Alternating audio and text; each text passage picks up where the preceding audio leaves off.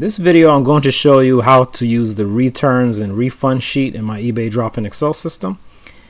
And when you get a return on eBay, the first thing you should do is actually record the fact that you have a return. So I would first of all record the date that the return was requested. So if it's March 30th, I'll go ahead and enter that. And then you want to record the eBay order number. Now I'm going to have to get it from here as an example. But again, when you get your return request, you will be able to copy and paste it from eBay itself. I'm going to use paste values here. All right. Then you have any notes that you want to add. Now you'll see that as soon as I paste the eBay order number in here, that the supplier, the account and supplier order number will be automatically pulled up from my orders, which is useful so that you can actually locate the order at the supplier. All right, I'm actually going to put this on the left. Now, once you get the item returned, all right, and you're ready to refund the buyer, then at that point you would want to enter the buyer refund date. So let's say you refunded the buyer some days later, like April 5th, 2020. Then the buyer refund amount is something you would enter here. Now, if you're giving them a full refund, the buyer refund is just going to be whatever they originally paid for it. I'm going to go back and look at what the payment was for this order. Okay, it was $37.53, and I'm going to just go ahead and put $37.53 for the buyer refund. And then, of course, you have the supplier side of this. How about the supplier refund? All right, so for the supplier refund, let's say the supplier, I'm going to go back to this order because I don't remember all the numbers here. And the total cost of the order was $30.87. And let's say I get refunded the full cost of the order. All right. There might be some situations where you don't get refunded the full cost. All right. So whatever you get refunded, you have to put that number here.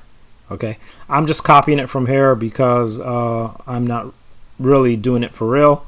When you guys do a real return, you will know the real number and you will just put the number in here. You won't have to go here to get the number, right? You'll have it on the supplier site. Okay, then you have the eBay refund. So what I try to do here is give you a way of breaking down the different refunds that you might get. So if you get like a refund on the eBay fee, which I believe usually eBay will say that you'll be credited the fee or something like that, you can put that in here because as far as I'm concerned, that counts, right? It's still a refund of sort. So you can put that amount here, right? If you get a refund from PayPal, you can put that amount here as well, right? You sometimes could get a refund, whatever that amount, but you have to manually see what these are and put them in here. If you get some kind of refund on the boost fee, I just put everything in here that I could think of for fee. Well, these are the three things anyway for fees that you could possibly get refunded on. All right, and then also how much cash back did you lose? All right, so what I'm going to do is just go ahead and I'm just going to copy whatever the eBay fee was. So I'm going to go over to the fees, and again, I'm doing it this way because I'm not really doing it. $343. You're going to actually go on eBay and see what your refund is. You're going to read your eBay message or do whatever you have to do.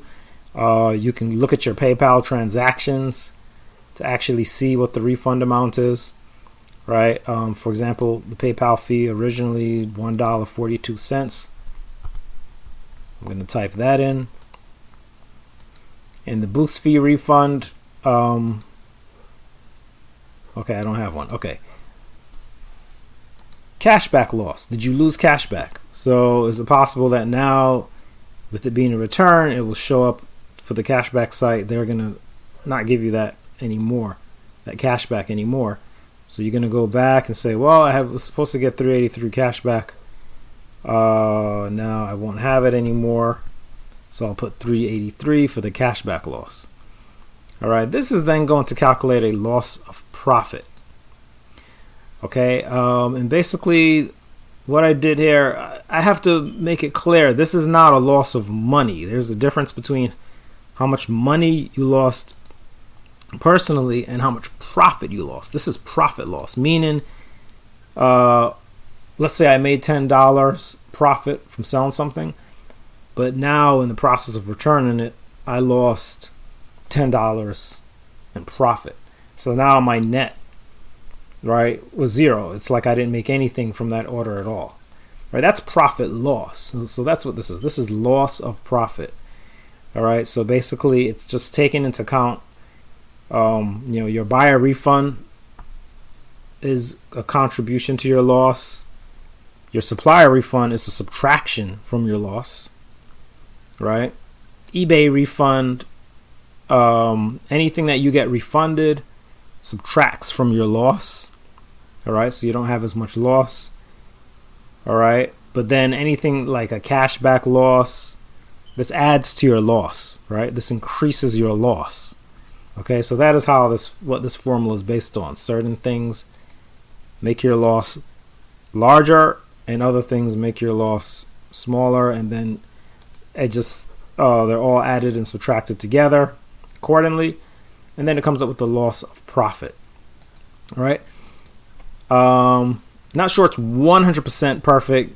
The returns and refunds can always be a little shaky, but it basically works, right? That basically gives you your loss of profit, because if you see the initial profit on this order was $5.61, and you'll see that the profit loss is $5.64. There's a little 3-cent difference there that I notice I've been getting when I try different numbers, but for some reason there's slight difference there, so there's something causing that slight difference, but basically they're so close together. I mean, this is basically telling you your loss of profit. All right, you may not even want to get involved with those details. I don't know, you might not, but definitely you should at least include the buyer refund, and you should definitely include the supplier refund.